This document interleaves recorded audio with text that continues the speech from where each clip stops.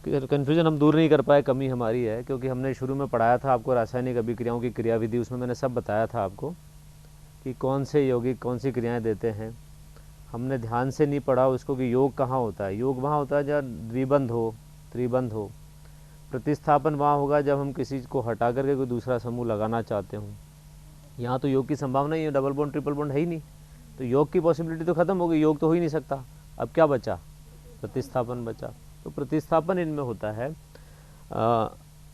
ये जो पहला चैप्टर मैंने बताया था आपको बहुत इंपॉर्टेंट है, और आज जो हम पढ़ेंगे वो भी बहुत महत्वपूर्ण इसलिए है कि अगर आपने मेरी बात को आज ध्यान से सुना तो शायद आप कभी नहीं भूलेंगे कि नाभिक स्नेही प्रतिस्थापन इसमें कैसे होता है, और उसके जो दो प्रकार है आपने सुन रखे हैं, SN1 और SN2, वो कैसे। अगर अभी आपसे पूछूँ तो SN1 SN2 नहीं बता पाओगे, आप बता दोगे?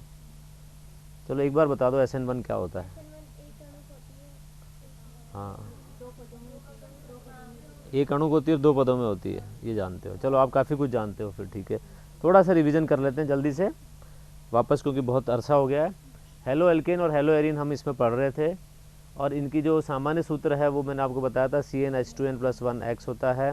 हेलो एल्केन में हेलोजन परमाणु sp2 संकृत होता है, ये sp2 संकृत है हेलो एल्केन में, सॉरी sp3, और जो हेलो एरिन है उसमें कार्बन sp2 संकृत होता है। ये बनाने की विधियां पढ़ी थी, 7 विधियां मैंने आपको बताई थी, याद भी करवाई थी, अब याद नहीं रह पाई वो बात अलग है। एल्केन से, एल्कीन से, ग्रीनियर अभिकर्मक से, अल्कोहल से, ईथर से और प्राइमरी एमीन से। और फिर एक विशेष विधि थी जिसमें हम तीनों बनाते हैं, तीनों के लिए है। एक एल्किल क्लोराइड के लिए है, जिसका नाम क्या था बता सकते हो? बताओ, तीनों के नाम है, तीनों अभिक्रियाओं के। किसका है हुंसडीकर? हुंसडीकर किसका नाम है? पहली का है दूसरी का है? दूसरी का है। RBR जो बनाएंगे वो क्या है? RBR जो बनाएंगे वो कौन सी है? और जो RCl बनाएंगे वो कौन सी है? डार्जन मेथड। तो पहला इसमें मैंने बताया था आपको डार्जन विधि, ठीक है। दूसरी जो है जिसमें RBR बनाते हैं वो कौन सी है? हुंसडीकर। और तीसरी जो है वो कौन सी थी? फ्रिंकेलस्टाइन या हेलोजन विनिमय अभिक्रिया, यही थी ना। ये बहुत महत्वपूर्ण है, क्योंकि नेम रिएक्शन जितनी भी आएंगी ना सारी महत्वपूर्ण होती हैं, आपको याद रखनी चाहिए। अब जो हम पढ़ना चाह रहे हैं बहुत महत्वपूर्ण बात है, बहुत इम्पॉर्टेंट है, आपके हमेशा के ये कंसेप्ट समझ में आना चाहिए। क्रियात्मक समूह की प्रकृति या CX बंध की प्रकृति। क्रियात्मक समूह इसमें क्या है? कार्बन से हेलोजन का जुड़ना, यही तो क्रियात्मक समूह है। इसमें X इसमें क्रियात्मक समूह है, हेलोजन परमाणु एक क्रियात्मक समूह के रूप में इसमें जुड़ा हुआ है। और कार्बन कैसा हो सकता है? इस प्रकार का हो सकता है, sp3 संकृत कार्बन है, मान लीजिए ये है ना sp3, इस पे हेलोजन परमाणु जुड़ा हुआ है। अब इसकी क्रियाशीलता क्यों होती है, उसका कारण क्या है वो देखिए कि कार्बन की जो विद्युत ऋणता है वो है 2.5, इलेक्ट्रॉन नेगेटिविटी ऑफ कार्बन 2.5 है, विद्युत ऋणता कार्बन की 2.5। हेलोजन कौन कौन से हो सकते हैं? F, Cl, Br और I। विद्युत ऋणी सबसे ज़्यादा आवर्त सारणी में आपको पता है कौन सा होता है? फ्लोरीन होता है। इसकी विद्युत ऋणता है Cl की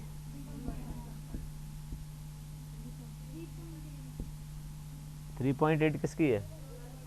क्लोरीन की 3.8 है। और ब्रोमीन की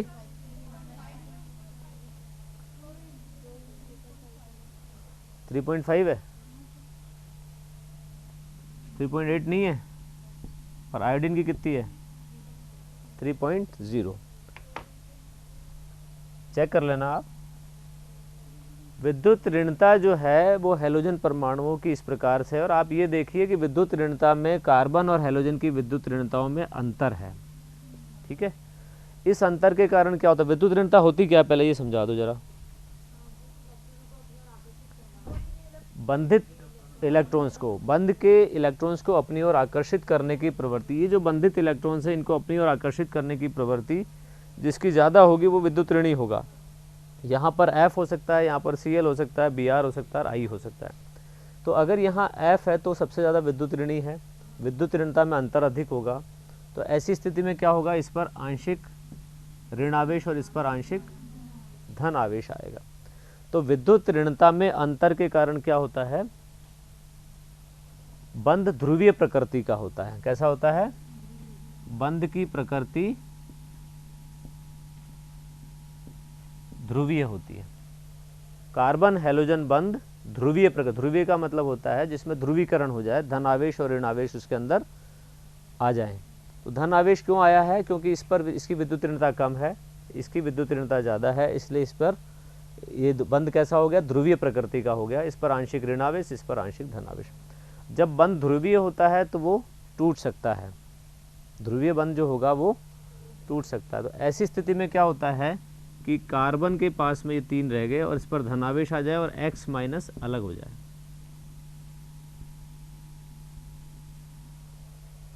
ठीक है, ध्रुवीय प्रकृति का बंध होगा तो ऐसा। लेकिन ये कब होगा, ये एक नाभिक स्नेही है, ये खुद भी नाभिक स्नेही है ना, है कि नहीं नाभिक स्नेही? जानते हो आप नाभिक स्नेही कौन होते हैं? ऋण आवेश जिन पे होता है वो तो होते ही होते हैं नाभिक स्नेही। अगर इससे कोई प्रबल नाभिक स्नेही इसकी तरफ आता है, मान लीजिए OH माइनस जो है वो X को हटाना चाहता है, तो तभी हटा पाएगा जब उसकी शक्ति ज़्यादा हो।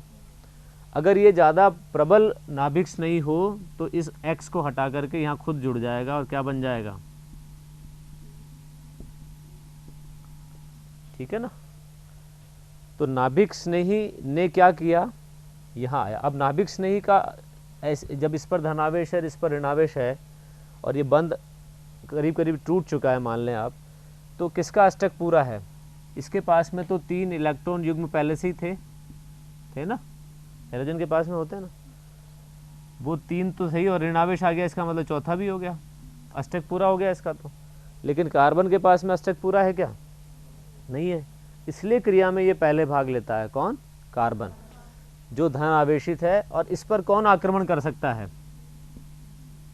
धन आवेशित है, इसका मतलब इस पर कौन आक्रमण कर सकता है? नाभिक स्नेही, जिस पर ऋण आवेश हो। तो नाभिक स्नेही का आक्रमण होगा पहले, ठीक है। नाभिक स्नेही के आक्रमण से क्रिया शुरू होती है और वो किसको प्रतिस्थापित करता है? X को। इसलिए इसको क्या कहते हैं? नाभिक स्नेही प्रतिस्थापन। तो नाभिक स्नेही प्रतिस्थापन देखिए आप, इसमें ये OH माइनस जो है ये प्रबल नाभिक स्नेही है X की तुलना में, इसलिए X को हटा पाता है और क्या बन जाता है? अल्कोहल बन जाता है। आगे बढ़ें उससे पहले एक चीज़ और देख लें आप, कार्बन हैलोजन बंध की लंबाई और बंध वियोजन ऊर्जा। कार्बन हैलोजन बंध जो है वो कौन कौन सा हो सकता है? कार्बन हैलोजन बंध हो सकता है कार्बन और F के बीच में बंध हो, कार्बन और हैलोजन क्लोरीन के बीच में बंध हो, कार्बन और ब्रोमीन के बीच में बंध हो, कार्बन और ये बंध हो सकते हैं, ठीक है ना। तो कार्बन हैलोजन बंध, इनकी बंध लंबाई देखिए आप, ये PM क्या है? पिकोमीटर है। सबसे कम बंध लंबाई है CH3F में कार्बन फ्लोरीन बंध की। बंध लंबाई बढ़ती जा रही है जैसे जैसे विद्युत ऋणी परमाणु कम होता जा रहा है, विद्युत ऋणता कम होती जा रही है। ये बंध लंबाई क्या हो रही है? बढ़ती जा रही है। और बंध वियोजन ऊर्जा मतलब बंध को तोड़ने के लिए आवश्यक ऊर्जा सबसे ज़्यादा किसकी है? जिसकी बंध लंबाई कम होगी उसको तोड़ने के लिए ज़्यादा ऊर्जा की आवश्यकता पड़ेगी। 451.44 किलो जूल प्रति मोल। ये मोल -1 पावर है, ध्यान रखना आप। और ऐसे ही यहाँ पर ये CH3 नीचे है सबस्क्रिप्ट में, ठीक है ना। CH3F ढंग से लिखना पड़ेगा आपको। और ये 451.44 किलो कैलोरी ऊर्जा, इसका मतलब है कि CH3F यानी कार्बन फ्लोरीन बंध को तोड़ने के लिए सर्वाधिक ऊर्जा की आवश्यकता पड़ती है। या दूसरे शब्दों में हम कह सकते हैं कि क्रियाशीलता सबसे ज़्यादा किसकी होगी? एल्किल ब्रोमाइड आयोडाइड्स की। और सबसे कम क्रियाशील कौन होगा? फ्लोरोएल्केन्स, ठीक है। ये आंकड़े आपको ये बताते हैं, ये डेटा आपको याद भले ना रहे, लेकिन आपको ये ध्यान रखना है कि इनकी सहायता से हम ये समझ सकते हैं कि बंध लंबाई जो है वो किस क्रम में बढ़ रही है और बंध वियोजन ऊर्जा उसकी विपरीत है। लिख लिया आपने? अब देखिए आप, हमने ये समझ लिया कि नाभिक स्नेही प्रतिस्थापन होता है। नाभिक स्नेही प्रतिस्थापन क्यों हो रहा है? क्योंकि कार्बन का अष्टक पूरा नहीं है और कार्बन पर धन आवेश है और उस पर कौन आ सकता है? कोई नाभिक स्नेही आक्रमण कर सकता है। अब ये दो प्रकार से हो सकता है।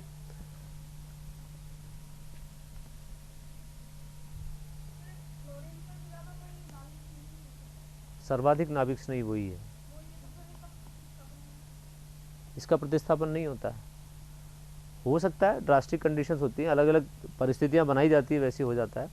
लेकिन इन चारों में तुलनात्मक रूप से यदि आपसे कहा जाए तो नाभिक स्नेही प्रतिस्थापन के लिए सबसे कम क्रियाशीलता इस बंध की होगी, CF बंध की।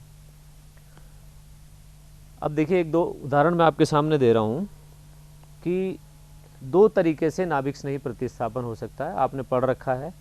जो उदाहरण मैं दे रहा हूँ उससे समझ लीजिए आप कि एक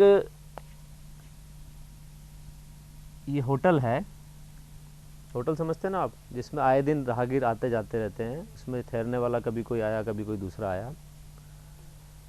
मान लेते हैं कि इसके पास कमरा भी एक ही है, इसके दो द्वार जरूर हैं, एक गेट इधर है और एक गेट इधर है, ठीक है। ये आगे वाला गेट समझ सकते हो और आप ये पीछे वाला गेट समझ सकते हो, ठीक है।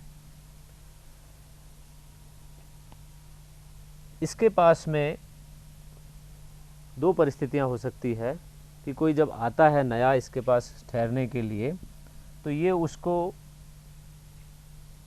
पहले से खाली करवा के दे दे, कि इसको पता है कि ये आने वाला है, उसको पहले से फ़ोन पे बता दिया कि भाई मेरे को इस दिन इस यहाँ आना है तो मैं वहाँ होटल में ठहरूंगा, तो आपके पास रूम खाली है कि नहीं? उसने कहा साहब खाली है।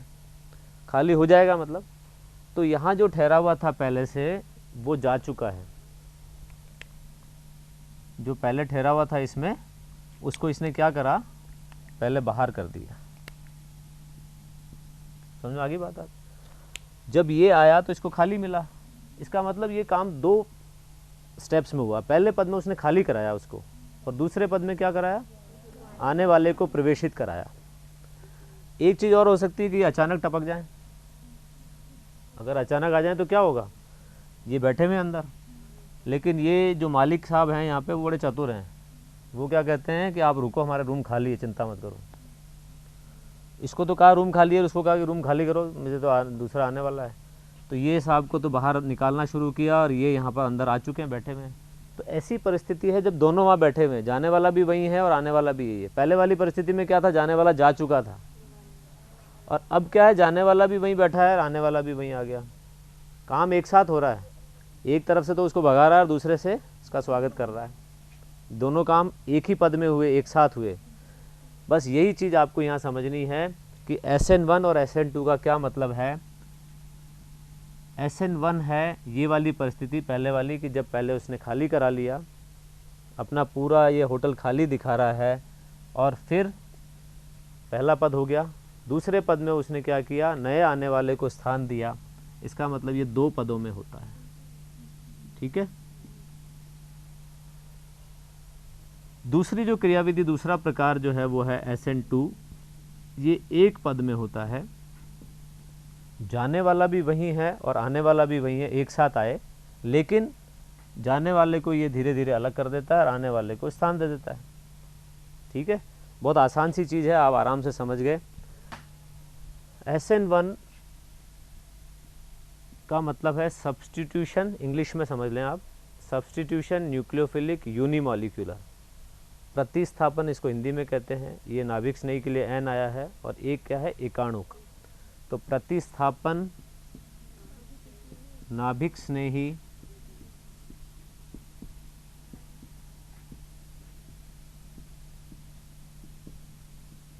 एकाणुक। इसमें अक्सर कन्फ्यूज़न होता है आप लोगों को, वो कन्फ्यूज़न आज के बाद आपके पास नहीं होना चाहिए, कभी भी कन्फ्यूज़न नहीं होना चाहिए। यहाँ 1 का मतलब ये मत समझ लेना कि एक पद को दर्शा रहा है, बस इतना सा आप ध्यान रखना। वो दो पद में होता है, जहाँ 2 लिखा वो एक पद में होता है। इसका मतलब क्या है, प्रतिस्थापन नाभिक स्नेही एकाणुक, इंग्लिश में कहते हैं सब्स्टिट्यूशन न्यूक्लियोफिलिक यूनिमॉलिक्यूलर। ये कोई अल्किल हैलाइड है, पहले पद में ये तैयारी कर लेता है, होटल खाली है, इसको अलग कर दिया इसने।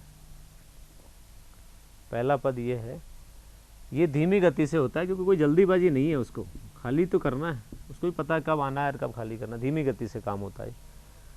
धीमी गति से जब कोई पद होता है तो वो क्रिया के वेग को नापने वाला पद होता है। हमेशा याद रखते हैं आप इस बात को कि जब कोई पद धीमी गति से हो रहा है, इसका मतलब अभिक्रिया का वेग उस पद से ही निकाला जाता है, क्योंकि जो दूसरा पद है वो तो तेज गति से हो गया। मान लीजिए मैं यहाँ से धीरे धीरे चल करके या जवाहर कला केंद्र तक पहुँचता हूँ, तो मेरी स्पीड को आप नाप लोगे, कह दोगे 10 की स्पीड से जा रहे हैं, मैं तेज़ी से उड़ के पहुँच जाऊँगा, तो आप कहोगे पता ही नहीं चला भाई कैसे पहुँचे। तो धीमी गति से जाने पर अपन क्या कर सकते हैं, वेग को नाप सकते हैं। तो अभिक्रिया की दर को इस पद से नापते हैं। अब दूसरे पद में क्या होता है, ये जो कार्बोनियम आयन मिला है, इसको नया आने वाला कोई भी नाभिक स्नेही को हम Nu- से दर्शा रहे हैं। नाभिक स्नेही का न्यूक्लियोफाइल होता है ना अंग्रेजी में, Nu- से। तो यहाँ ये क्या हुआ, ये नाभिक स्नेही इस पर जुड़ गया। ये तीव्र गति से होने वाला पद है, ठीक है। अभिक्रिया का वेग नापेंगे हम प्रथम पद से जो धीमी गति से हो रहा है, और इस पद में कितने क्रियाकारक भाग ले रहे हैं, केवल एक क्रियाकारक भाग ले रहा है, इसलिए अभिक्रिया की दर केवल इसकी सांद्रता पर निर्भर करेगी। मान लीजिए दोनों साथ होते तो हम दोनों की सांद्रताएं नापते कि भाई ये इतना लें तो अभिक्रिया तेज हो रही है, ये ज़्यादा लें तो क्रिया सांद्रता जैसी बढ़ाते हैं क्रिया की दर बढ़ती है ना। तो इसमें केवल एक ही चीज़ ऐसी है, एक ही क्रियाकारक है जिसकी मात्रा सांद्रता अगर आप बढ़ाते हैं तो क्रिया की दर भी बढ़ जाएगी। क्रिया की दर आप जानते हैं ना किस पे निर्भर करती है, क्रियाकारकों की सांद्रता पर। क्रियाकारक यहाँ एक है, तो केवल एक ही क्रियाकारक की सांद्रता पर अभिक्रिया की दर निर्भर करती है, इसलिए हम ये क्या लिखते हैं, एकाणुक।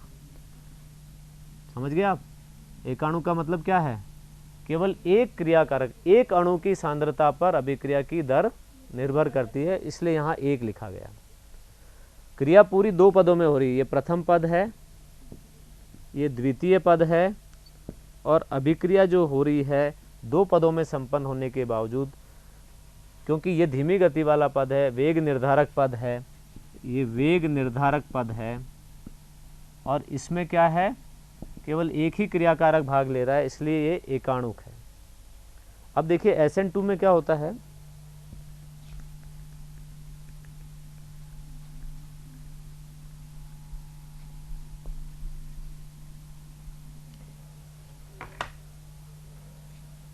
SN2 का मतलब क्या है, प्रतिस्थापन, नाभिक स्नेही,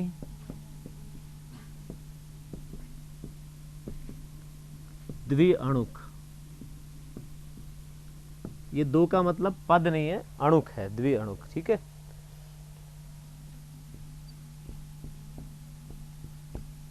ये कोई अल्किल हैलाइड है,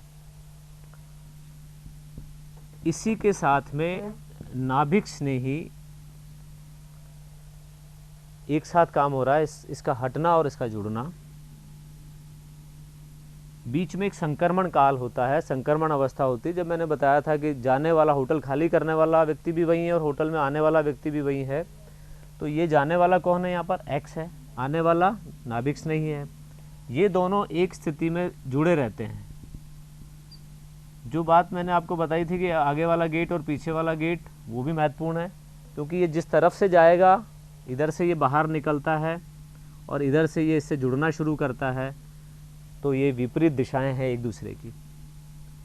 और जब विपरीत दिशा से दोनों एक दूसरे के विपरीत दिशा में हैं, तो क्या होगा, छाता देखा आपने, तेज हवा आती, छाता कैसा हो जाता, उल्टा हो जाता, तो उसका विन्यास बदल जाता है। अब देखिए जो उत्पाद बनता है उसमें नाभिक स्नेही इस दिशा में है, X- निकल चुका है। अब ये एक ही पद है, यहाँ केवल ये बताया है कि ये संक्रमण अवस्था है।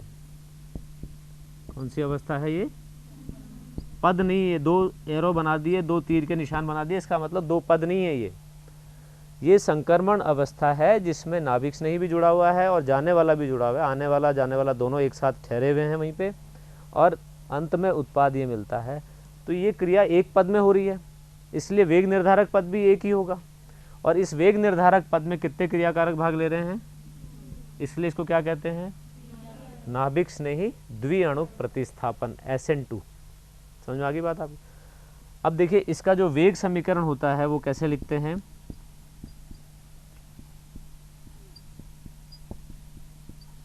K स्थिरांक है और RX क्या है, ये बड़े ब्रैकेट में लिखते हैं, इसका मतलब एल्किल हैलाइड की सांद्रता है। तो वेग जो है वो केवल एल्किल हैलाइड की सांद्रता यानी एक क्रियाकारक की सांद्रता पर निर्भर करता है। इसमें देखिए क्या होगा, वेग बराबर RX इंटू नाभिक स्नेही।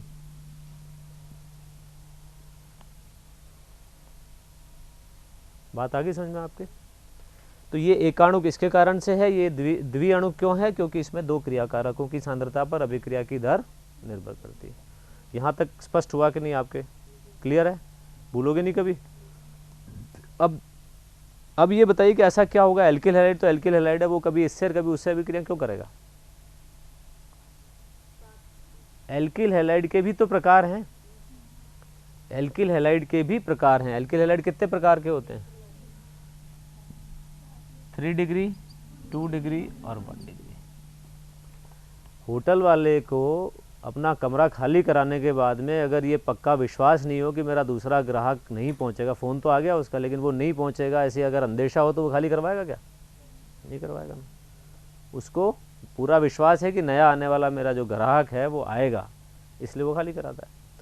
इसका मतलब उसके अंदर ये विश्वास क्या है, यहाँ इस केमिस्ट्री के शब्द में बात करें तो इसका मतलब है कि जो खाली बच गया है, उसके जाने के बाद जो खाली बच गया उसका स्थायित्व भी होना चाहिए। अगर वो स्थायी नहीं है खाली जाने के बाद में तो वो नहीं चाहेगा ऐसा होना।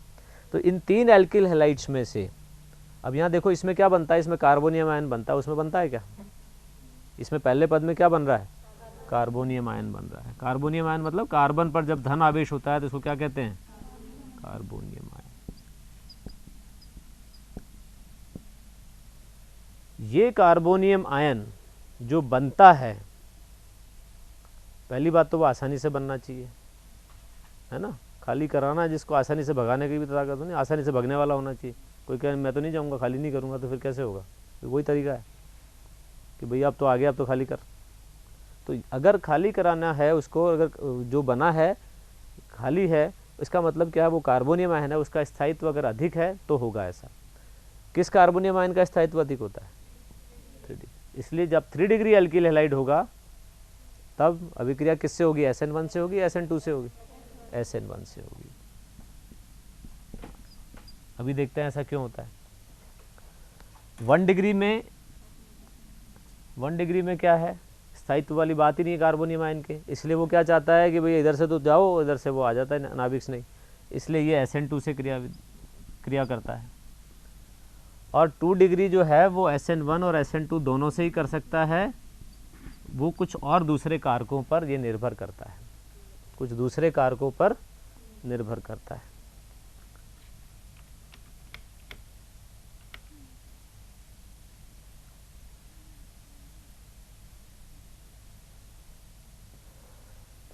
एल्किल हैलाइड्स में नाभिक स्नेही प्रतिस्थापन 2 प्रकार से हो सकता है। पहला 2 पदों में हो, पहले पद में हेलोजन परमाणु के रूप में, हेलोजन परमाणु आयन के रूप में अलग हो जाए अर्थात कार्बोनियम आयन प्राप्त हो, दूसरे पद में नाभिक स्नेही कार्बोनियम आयन से जुड़ जाए, इसको SN1 कहते हैं। दूसरा तरीका है जब एक पद में हो, जब नाभिक स्नेही का जुड़ना और X- आयनों का निकलना एक साथ हो तो उसको SN2 कहते हैं। ये नाभिक स्नेही एकाणुक देखिए आप 3 डिग्री की,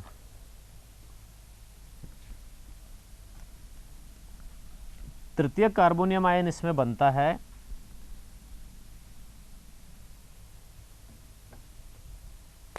ये कार्बन है, इस पे मान लीजिए ये 3 मैथिल समूह जुड़े हुए हैं, यहाँ पर X है, ठीक है। अब इसमें से क्या होगा, X- निकल जाएगा, पहले पद में यही तो होगा, और ये कार्बोनियम आयन बनता है।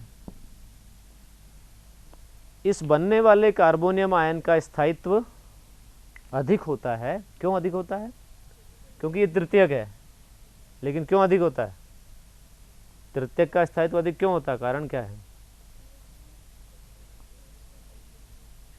ये तो पढ़ लिया हमने कि तृतीयक बना है, इसका स्थायित्व अधिक होता है द्वितीयक की अपेक्षा, द्वितीयक का प्राथमिक की अपेक्षा, लेकिन ये तृतीयक का स्थायित्व अधिक क्यों होता है? हैं? बताओ बेटा। इसका प्लस आई प्रभाव होता है, प्रेरणिक प्रभाव होता है।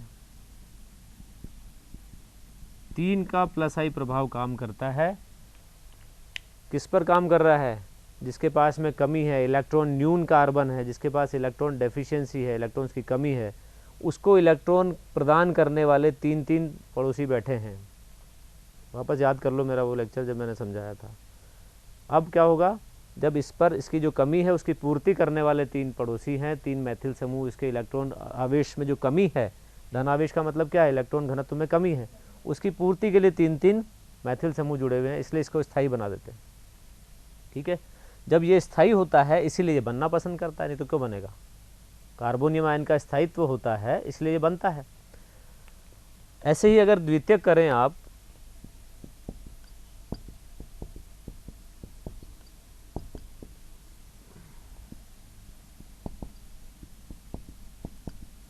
इसमें केवल 2 मैथिल समूह का प्लस आई प्रभाव होगा। तुलनात्मक रूप से इसकी तुलना में 2 ही पड़ोसी है ना इसके जो इलेक्ट्रॉन दाता हैं, प्लस आई प्रभाव दर्शाने वाले केवल 2 ही समूह हैं।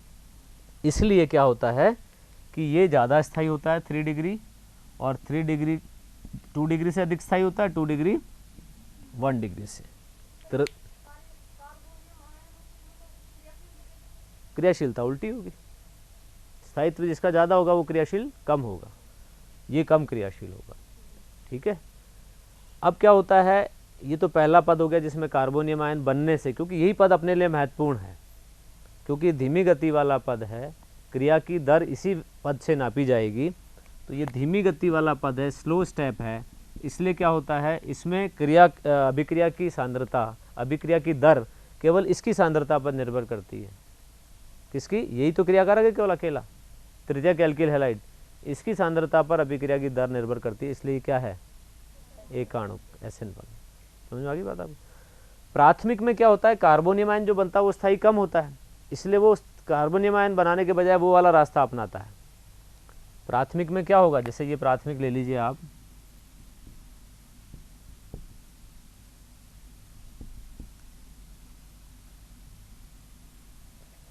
प्राथमिक में H ले लें,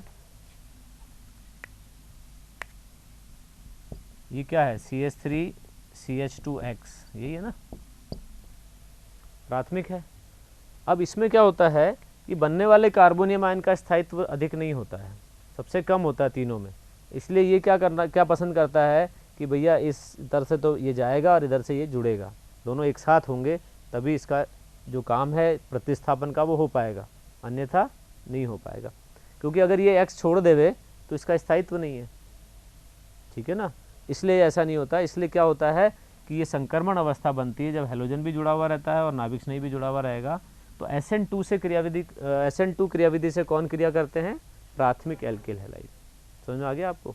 अब प्राथमिक करते हैं SN2 से, तृतीयक करते हैं SN1 से, और जो द्वितीयक है वो दोनों से कर सकते हैं, वो डिपेंड करता है। अब ये देखिए इसमें आप स्लाइड में ये SN1 देखिए आप, स्लो स्टेप है पहला जिसमें कार्बोनियम आयन बन रहा है, ये कार्बोनियम आयन बन गया, X माइनस निकल गया, दूसरे पद में नाभिक स्नेही जुड़ गया जो आपने भी बोर्ड पे देखा है।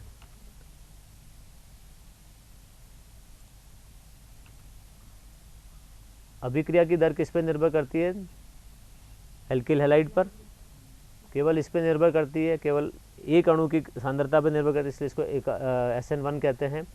सारे टर्सरी हैलाइड, तृतीयक हैलाइड्स और कुछ सेकेंडरी हैलाइड्स तथा इस क्रियाविधि द्वारा क्रिया करते हैं, ये भी आपको बता दिया है। क्रियाशीलता का क्रम ये है, बेंजिल हैलाइड सबसे ज़्यादा क्रियाशील होता है, एलिल हैलाइड उससे कम क्रियाशील होता है, 3 डिग्री उससे ज़्यादा, 3 डिग्री उससे कम, 2 डिग्री उससे कम और 1 डिग्री से। नॉर्मली सामान्य तौर पर जो हम क्रियाशीलता देखते हैं वो तृतीयक एल्किल हैलाइड, द्वितीयक एल्किल हैलाइड और प्राथमिक एल्किल हैलाइड की देखते हैं। तो SN1 में क्रियाशीलता का घटता क्रम क्या है, सबसे ज़्यादा क्रियाशीलता कौन दर्शाता है, तृतीयक, उससे कम द्वितीयक और उससे कम प्राथमिक। अब देखो इसमें एक चीज़ और समझनी है आपको, क्योंकि इसमें त्रिविम रसायन का महत्व है। हाँ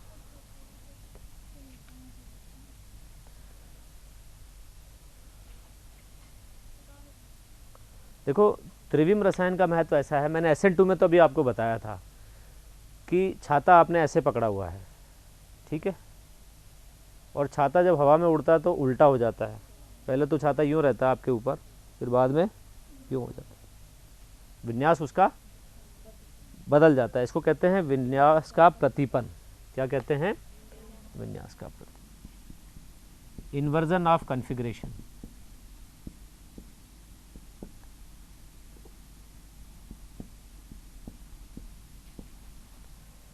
इन्वर्जन ऑफ कॉन्फ़िगरेशन, और इन्वर्जन ऑफ कॉन्फ़िगरेशन का मतलब क्या हुआ? देखिए आप इस एल्किल हैलाइड को देखिए, केवल इसमें हेलोजन इधर से है। मान लीजिए छाते का जो हत्ता है वो इस साइड में है, और जब नाभिक स्नेह जुड़ गया तो किधर से जुड़ गया? इधर से हो गया, तो छाता उल्टा हो गया ना। तो विन्यास पलट गया है, विन्यास उलट गया है, इसको कहते हैं विन्यास का प्रतिपन, और इसको कहते हैं वाल्डन प्रतिपन। इसका नाम दिया गया है वाल्डन प्रतिपन।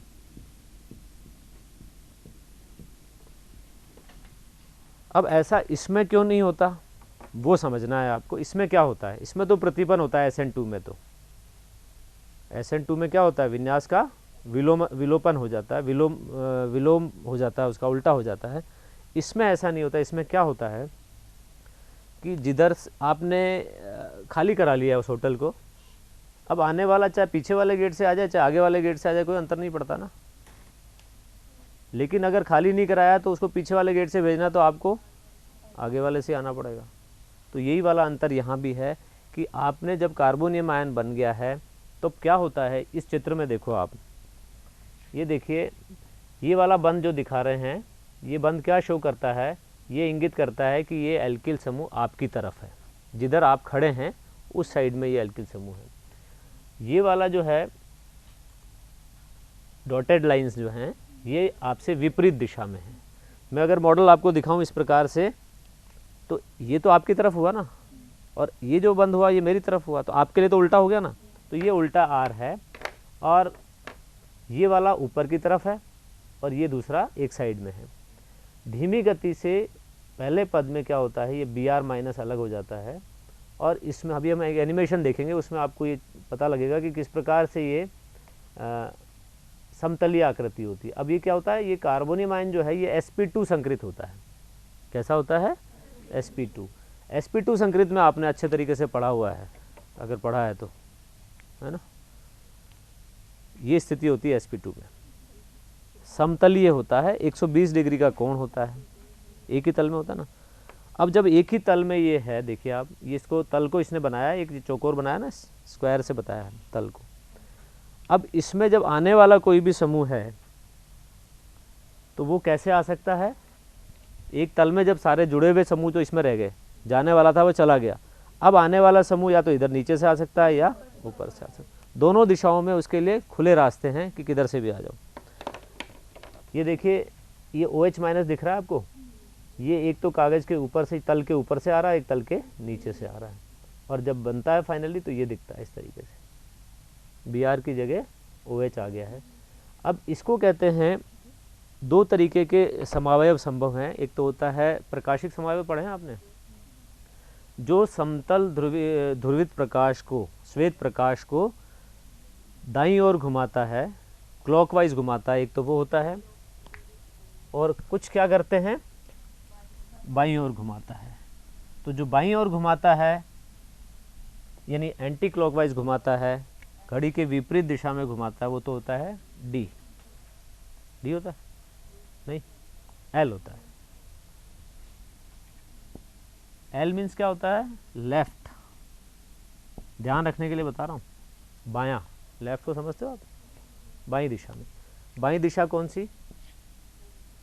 यानी कि एंटी क्लॉकवाइज।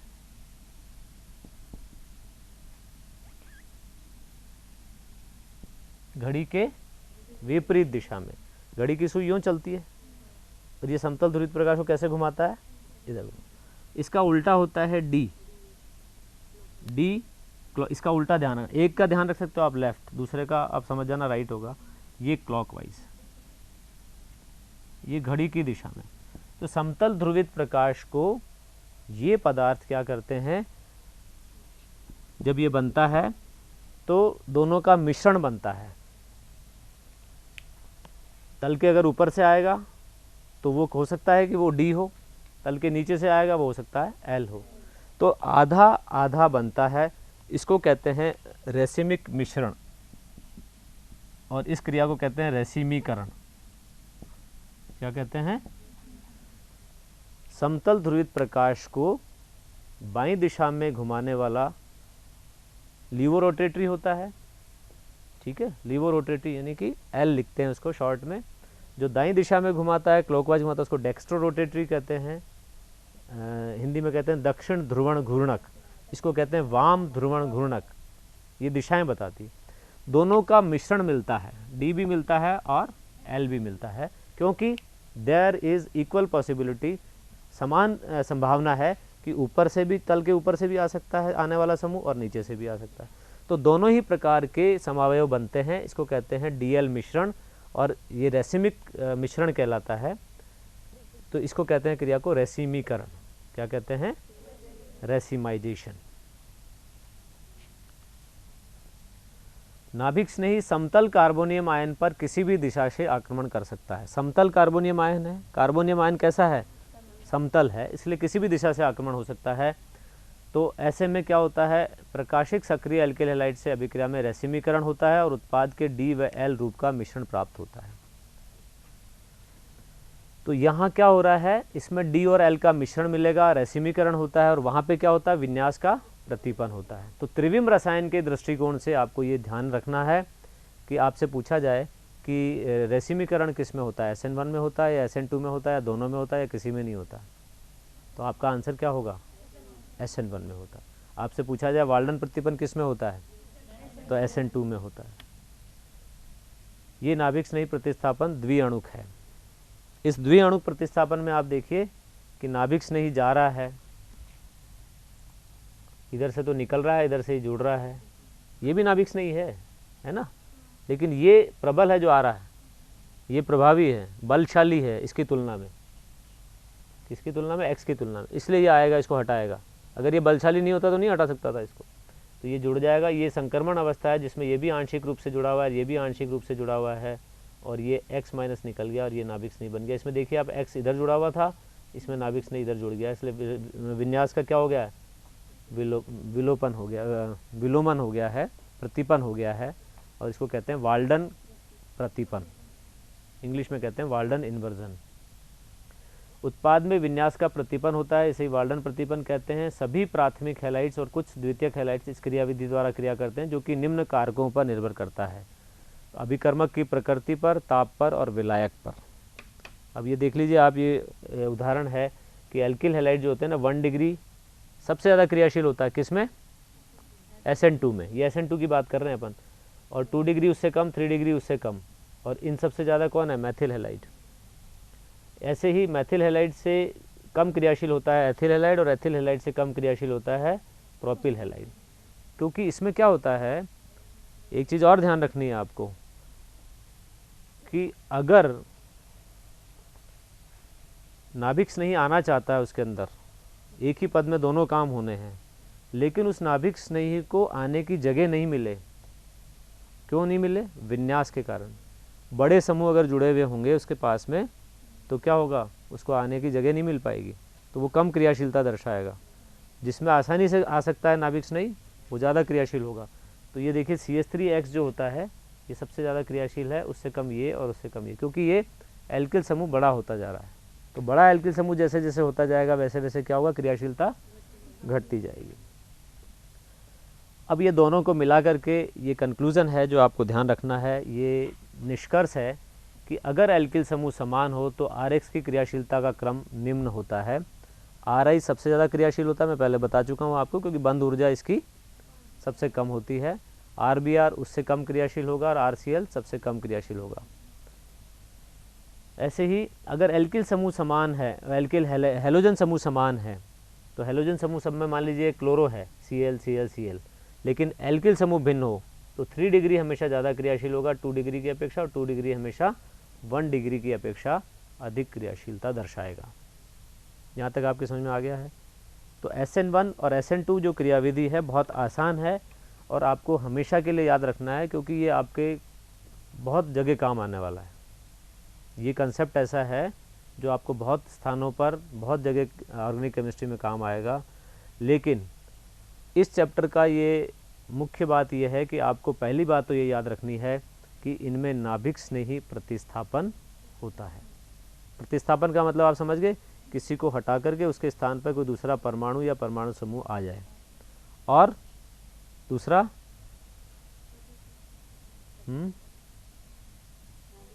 नाभिक स्नेही क्यों होता है, ये ध्यान रखना है आपको, क्योंकि इसमें कार्बन का अष्टक पूरा नहीं होता है, कार्बन का ऑक्टेट कंप्लीट नहीं होता है। तो सबसे पहले वही भाग लेता है जिसको आवश्यकता है किसी चीज़ की, नहीं तो वो क्या शांति है। हेलोजन जो X माइनस है वो उसके पास तो सारा अष्टक पूरा हो गया, वो क्यों चाहेगा कि कोई उससे क्रिया करे, कोई उससे जुड़े, ठीक है ना। उससे तो कोई हाथ मिलाने वाला आएगा तो जाके जुड़ जाएगा उसके साथ। लेकिन जिसके पास में कमी है, कार्बन के पास में धन आवेश है, इलेक्ट्रॉन्स की कमी है, तो वो चाहता है कि मेरे पास कोई न कोई जुड़ जाए। तो वो कौन जुड़ेगा, जो उससे प्रबल होगा, X माइनस की तुलना में जो अधिक प्रभावी होगा, अधिक प्रबल होगा नाभिक स्नेही, वो आके उससे जुड़ जाएगा।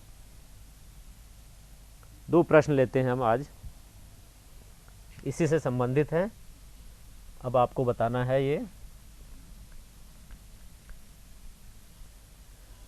तृतीयक एल्किल हैलाइड SN1 क्रियाविधि से, प्राथमिक एल्किल हैलाइड SN2 क्रियाविधि से, जबकि द्वितीयक एल्किल हैलाइड दोनों ही क्रियाविधि से क्रिया करते हैं, समझाइए। अभी मैंने बता दिया है आपको, लेकिन फिर भी जल्दी से कोई बता दे।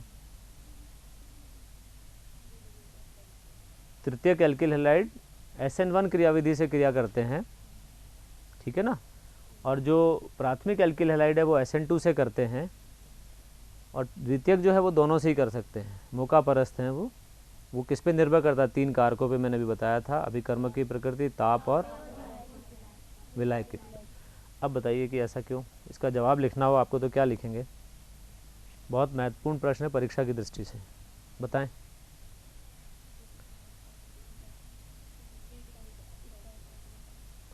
तृतीयक एल्किल हैलाइड से, जैसा मैंने अभी बताया है, बनने वाला, इसमें कार्बोनियम आयन बनते हैं SN1 के, उसका स्थायित्व अधिक होता है। तो तृतीयक कार्बोनियम आयन का स्थायित्व द्वितीयक की अपेक्षा अधिक होता है, द्वितीयक का प्राथमिक की अपेक्षा अधिक होता है। इसलिए इस कार्बोनियम आयन का बनना क्या होता है, प्राथमिकता से होता है, आसानी से हो जाता है। इसलिए ये किससे क्रिया करते हैं, SN1 से करते हैं। यानी 2 पदों में ये क्रिया करते हैं।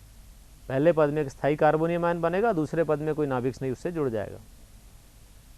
प्राथमिक एल्किल हैलाइड में ऐसा नहीं होता है, कार्बोनियम आयन का स्थायित्व कम होता है, इसलिए वो चाहता है कि नाभिक स्नेही भी जुड़ जाए और X माइनस साथ साथ ही, दोनों काम साथ साथ हो, संक्रमण अवस्था उसमें होगी। ठीक है, आगे समझ, लिख लोगे इसको, इसका उत्तर लिखेगा अपने आप अपने शब्दों में। मैंने बताया आपको, अब अपने शब्दों में तो लिख सकते हो ना आप इसको। दूसरा प्रश्न यह है कि एक नाभिक स्नेही प्रतिस्थापन अभिक्रिया में निम्न कार्बोनियम आयन प्राप्त होते हैं, इनकी क्रियाशीलता का क्रम बताइए। अब आप में इसमें यूं समझ लीजिए कि या तो इनका स्थायित्व बताना है, तुलनात्मक रूप से स्थायी कौन सा कार्बोनियम आयन है ये बता दीजिए, या क्रियाशीलता बताइए, वो उसके एक दूसरे की उल्टी होगी। जो स्थायी ज़्यादा होगा वो कम क्रियाशील होगा। हैं, सबसे ज़्यादा तो ये है, सबसे ज़्यादा स्थायी ये है, उससे कम स्थायी, उससे कम और उससे कम। ठीक है, कारण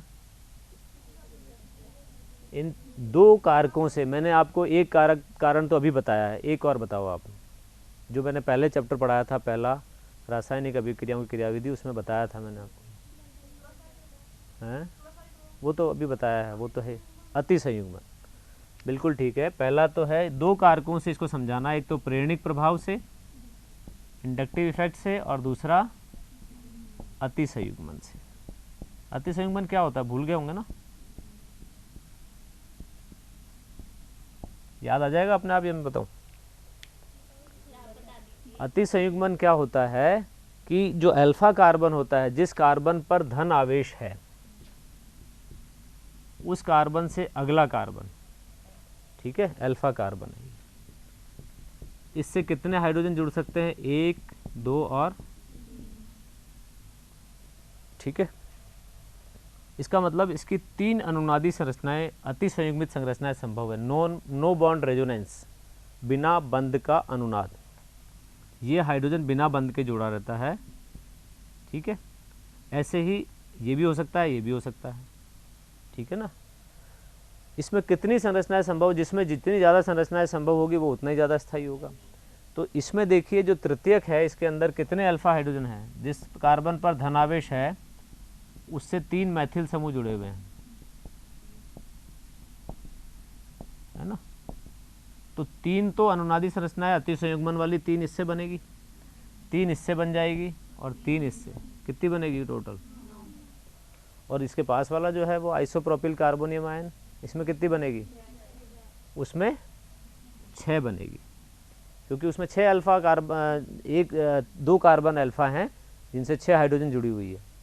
तो अति संयुग्मन में जितनी ज़्यादा संरचनाएं बनेगी उसका स्थायित्व उतना ही अधिक होगा। तो सबसे ज़्यादा संरचनाएं किसमें बनेगी, इसमें बनेगी, उससे कम इसमें बनेगी।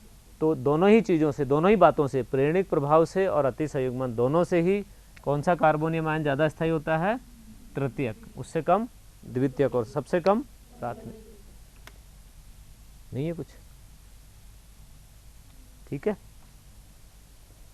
अब आपको ये 9 संरचनाएं बनाना आना चाहिए, क्योंकि आप बना के अगर एक बार देख लेंगे तो आपको याद हो जाएगा। तो आपको इसका जो कारण लिखना पड़ेगा, उत्तर जो लिखना पड़ेगा, उसमें प्रेरणिक प्रभाव तो है ही है, एक और देना पड़ेगा, वो है अति संयुग्मन। अति संयुग्मन में मतलब ये है कि अल्फा कार्बन पर धन आवेशित कार्बन से अगला कार्बन अल्फा कार्बन, उससे जुड़े हुए कार्बन से कितने हाइड्रोजन है उतनी संरचनाएं संभव है। इससे 3 अल्फा हाइड्रोजन है तो 3 संरचनाएं संभव है, उसमें दूसरे में 6 संभव है और तीसरे में तृतीयक में 9 संभव है। जिसमें जितनी ज़्यादा संरचनाएं बन सकती है वो उतना ही ज़्यादा स्थायी होता है। जैसे अनुनादी संरचनाएं जिसकी ज़्यादा होती है वो ज़्यादा स्थायी होता है, वैसे अति संयुग्मन जिसमें ज़्यादा होगा, अति संयुग्मन संरचनाएं ज़्यादा होगी वो ज़्यादा स्थायी होगा। समझ में आ गया आपके। अब कुछ पूछना है तो पूछ सकते हैं आप।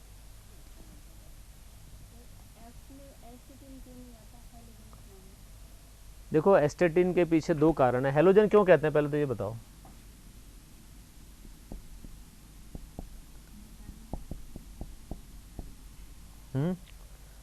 ये हेलोजन, हेलो शब्द का अर्थ होता है सॉल्ट फॉर्मिंग, लवण बनाने वाले। ये सब लवण बनाते हैं, NaCl, NaBr, NaI बनते हैं ना लवण, ठीक है ना। NaCl तो सबसे कॉमन सॉल्ट आप जानते हैं। एस्टेटिन क्या है कि इस प्रकार का नहीं है। ये तो एक तो पहली बात तो ये रेडियो एक्टिव होता है। क्या होता है, और रेडियो एक्टिव में भी इसका जो सबसे स्थायी जो आइसोमर होता है, समस्थानिक होता है, सबसे ज़्यादा जिसका अर्ध आयुकाल होता है, वो अर्ध आयुकाल ही कुछ घंटों में है, लगभग 8 घंटे हैं। समझ गए आप। ऐसी अवस्था में क्या सॉल्ट फॉर्मेशन होगा और क्या हो जाएगा, समझ गए आप। इसलिए ये हेलोजन नहीं है, हेलोजन श्रेणी में रखा हुआ है, लेकिन ये क्या है, हेलो फॉर्मिंग नहीं है, सॉल्ट फॉर्मिंग नहीं है। इसलिए इसको हेलोजन श्रेणी में तो रखा है, लेकिन ये हेलोजन नहीं है और रेडियो एक्टिव होता है। रेडियो एक्टिव में भी, रेडियो एक्टिव आप जानते हो ना, जो होते हैं उनकी अर्धायु होती है कुछ न कुछ। अगर किसी की अर्धायु बहुत कम है तो उसका क्या अध्ययन कर पाओगे, क्या पढ़ पाओगे उसके बारे में, उसका जीवन ही छोटा सा है, ठीक है ना। तो इसके जो सबसे स्थायी समस्थानिक है इसका, उसका अर्धायु काल ही लगभग 8 घंटे। इसलिए मैं सोच रहा था कोई कार्बनिक रसायन का सवाल आएगा, अब पूछ लो इसमें से कुछ पूछना हो तो। बाहर से भी कोई पूछना चाहें, जालोर, पाली, सिरोही, नागौर, मेड़ता।